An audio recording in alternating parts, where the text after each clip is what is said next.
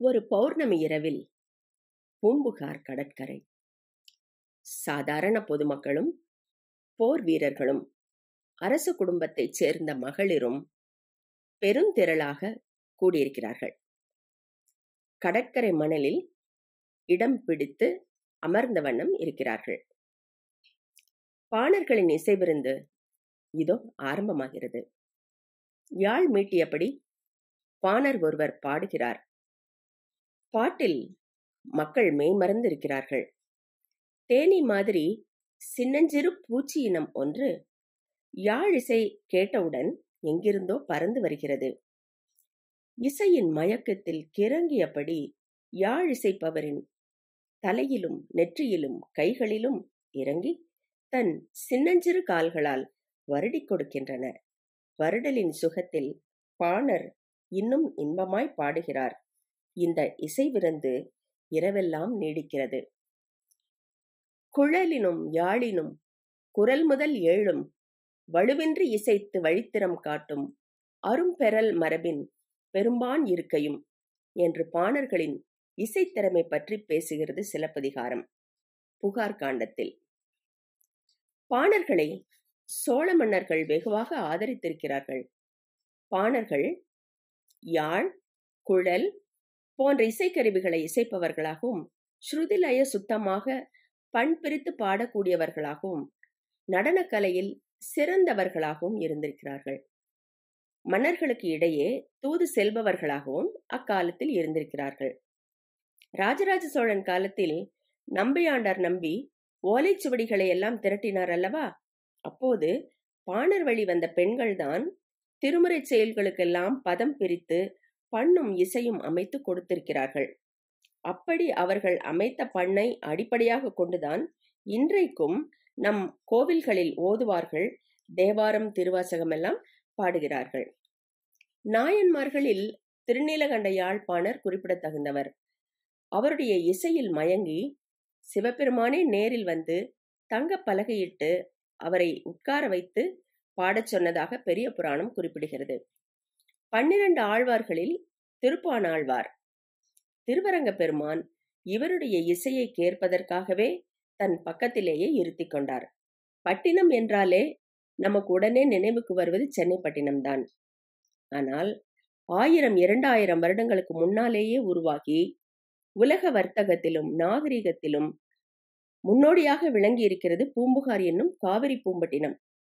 பொன்னி நதி கடலோடு கலக்கும் இடத்தில் அமைந்த அழகிய பட்டினம். புலவர்கள் பலரால் பாடப்பட்ட பெருமை கொண்டது. பூம்புகார் புதுப்பிக்கப்பட்டு சோழ நாட்டின் தலைநகரமாக ஆகியது கரிகால் சோழன் காலத்தில்தான். கிழக்கு கடலின் கோமகள் என்று எல்லா நாட்டு வணிகர்களும் போற்றக்கூடிய அளவுக்கு பூம்புகாரின் தோற்றம் பொலிவுடன் விளங்கியிருக்கிறது. சோழ நாட்டை பட்டினப்பாலை நூல் மிகவும் புகழ்ந்து பாடியிருக்கிறது. வான் பொய்ப்பினும் தான் பொய்யா காவிரியின் செழும்புணல் பொன் கொழிக்கும் என்று பாடுகிறது பட்டினப்பாலை. உள்நாட்டு வெளிநாட்டு கப்பல்களை எல்லாம் தன் கதிர்கரங்களை நீட்டி வாருங்கள் வாருங்கள் தோழர்களே என்று வரவேற்று பத்திரமாக துறைமுகத்துக்கு அழைத்து வந்தது கலங்கரை விளக்கம். நாளங்காடி அல்லங்காடி என்கிற பெரிய மார்க்கெட் பட்டினத்துக்கு நடுவே இயங்கியது. நாளங்காடி என்றால் டே மார்க்கெட், அல்லங்காடி என்றால் இரவு மார்க்கெட். அல்லும் பகலும் சதா பெரும் இறைச்சலுடன் வியாபாரம் நடக்கும். எல்லா தேசத்து பொருள்களும் விற்பனையில் இருக்கும். சிலப்பதிகாரம் பாடிய இளங்கோவடிகள் கொடுப்போர் ஓதையும் கொள்வோர் ஓதையும் நடுக்கின்றி நிலையிய நாளங்காடி என்று பாடியிருக்கிறார். கற்பின் செல்வியாகிய கண்ணகியை ஈன்றது புகார் நகரம். பெரும் செல்வந்தரின் மகளாகிய கண்ணகியை கோவலன் மணந்து சில காலம் அவளுடன் வாழ்ந்தான். பின் மாதவியின் மையலிலே தாழ்ந்தான். காணல் வரி பாட்டால் மாதவியை பிரிந்தான். இப்படி சிலப்பதிகாரத்திற்கு அடிகோலிய நகரம் இதுவே. கரிகால் வளவன் காலத்தில் இயலிசை நாடகம் 3மே சிறப்புற்று விளங்கியிருக்கிறது. பட்டினப்பாலை பாடிய கடியலூர் கவிஞருக்கு கரிகால் வளவன் 16 லட்சம் பொன் பரிசளித்தான் என்று கலிங்கத்துப் பரணி சொல்கிறது. மருதநில கடவுளான இந்திரனுக்கு நன்றி செலுத்தும் விதமாக விழா எடுப்பார்கள். 28 நாள் ஆடல் பாடலுடன் தொடர்ந்து இந்திர விழா நீடிக்கும்.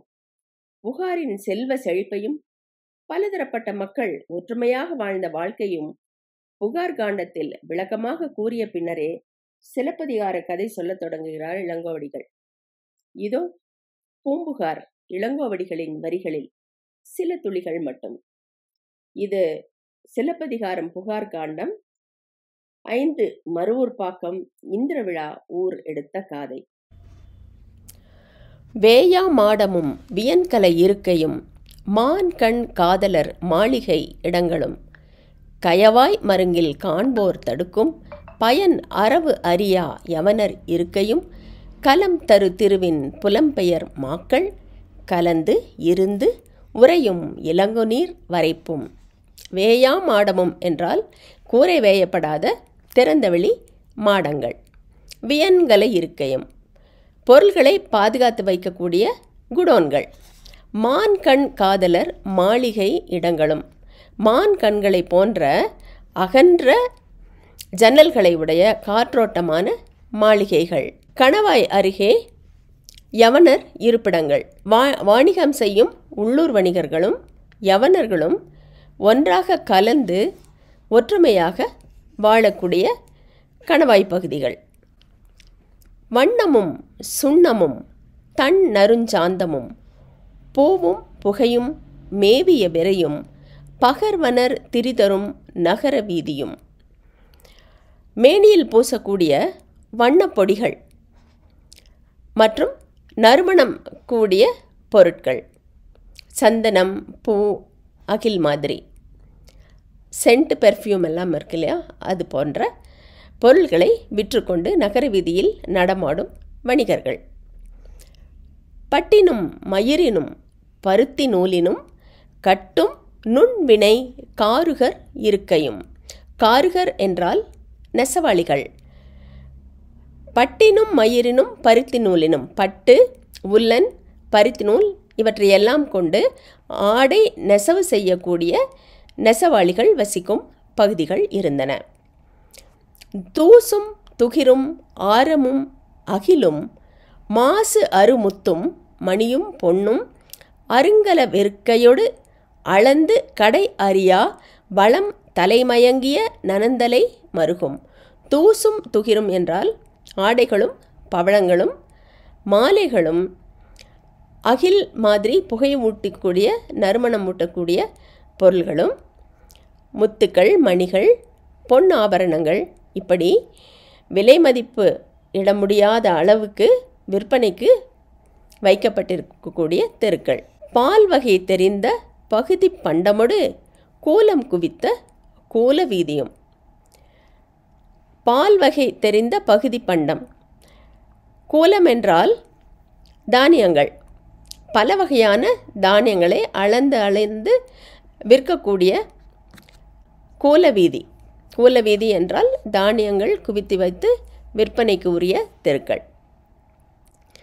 காளியர் கூவியர் கல் நொடை ஆட்டியர் மீன் விலை வரதவர் வெள் உப்பு பகருனர். பாசவர் வாசவர் பல்லின விளைஞரோடு ஓசுனர் செறிந்த ஊன்மலி இருக்கையும். காளியர் என்றால் பிட்டு விற்பவர்கள், கூவியர் என்றால் அப்பம் விற்பவர்கள், கல் நொடை ஆட்டியர் கல் விற்கும் மகளிர், மீன் விலை வரதவர் மீன் விற்கக்கூடிய வரதவர்கள், வெள் உப்பு பகருனர் உப்பு விற்பவர்கள், பாசவர் பாசவர் என்றால் வெற்றிலை விற்பவர்கள், வாசவர் என்றால் சூடம் சாம்பிராணி போன்ற வாசனை மிகுந்த பொருள்களை விற்பவர்கள், பல்நின விளைஞரோடு பல வகையான புலால் கறிகளை விற்கும் ஓசுனர். ஓசுனர் என்றால் கறி விற்பவர்கள். இவர்கள் எல்லாருடைய இருப்பிடங்களும் அக்கம் பக்கத்தில் இருந்தன. அடுத்து கஞ்சக்காரரும் செம்பு செய்குனரும் மரம்கொல் தச்சரும் கருங்கை கொல்லரும் கண்ணுள் வினைஞரும் மண்ணீட்டாளரும் பொன்செய் கொல்லரும் நன்கலம் தருணரும் துன்னகாரும் தோலின் துன்னரும் கிழியினும் கிடையினும் தொழில் பல பெருக்கி பழுதில் செய்வினை பால்களும் ஆக்களும். கஞ்சக்காரர் என்றால் வெண்கலத்தில் பொருள்கள் செய்பவர்கள். கஞ்சக்காரரும் செம்பு செய்குனரும், அந்த வெண்கல பொருள்கள் செய்பவர்களும் செம்பு பொருள்கள் செய்பவர்களும் அக்கம் பக்கத்தில் வசிக்கிறார்கள். மேலும் மரம் கொல் தச்சர், மரத்தில் வேலைப்பாடுகள் செய்யக்கூடிய தச்சர்கள். கருங்கை கொல்லர், இரும்பு கருவிகள் செய்யும் கொல்லர்கள். கண்ணுள் வினைஞரும் என்றால் சிற்பங்கள் செய்யக்கூடிய சிற்பிகள். மண்ணீட்டாளர் என்றால் மண் பொம்மை செய்பவர்களும் மண்ணில் மண்பாண்டங்கள் செய்பவர்களும். பொன்செய் கொல்லரும் நன்கலம் தருணரும், பொன் ஆபரணங்கள் செய்யக்கூடிய கொல்லர்களும் அந்த பொன் ஆபரணங்களை விற்பனை செய்யும் வியாபாரிகளும். துன்னகாரும் தோலின் துன்னரும், துன்னகார் என்றால் டெய்லர், துணி தைப்போர். தோலின் துன்னர் என்றால் தோல் அணிகள் தைப்பவர்கள். மேலும் கிளியினும் கிடையினும் தொழில் பல பெருக்கி, கிழிந்த துணியில் பொம்மை செய்வோர்கள், வெண்டுகளில் பொம்மை செய்வோர்கள். இப்படி பல வகைப்பட்ட தொழிலாளர்களும் பகுதி பகுதியாக வாழ்ந்தார்கள். குழலினும் யாழினும் குரல் முதல் ஏழும் வலு இன்றி இசைத்து வழித்திறம் காட்டும் அரும் பெறல் மரபின் பெரும்பான் இருக்கையும். யாழ் குழல் மீட்டி இனிமையாக குரல் எழுப்பி பாடக்கூடிய பாணர்கள் வசிக்கும் இருப்பிடங்கள் இருந்தன. சிறு குறுங்கைவினை பிறர் வினை ஆளரொடு மறு இன்றி விளங்கும் மறுவூர் பாக்கமும். சிறுங்குறுங்கைவினை, சிறிய கைவினைப் பொருள்கள், பெரிய கைவினைப் பொருள்கள், இப்படி அனைவரும் ஒற்றுமையாக எந்தவித குறைவும் இல்லாமல் மகிழ்ச்சியுடன் இணக்கமாக வாழ்ந்த இடம்தான் மருவூர் பாக்கம் என்று சொல்கிறார் இளங்கோவடிகள்.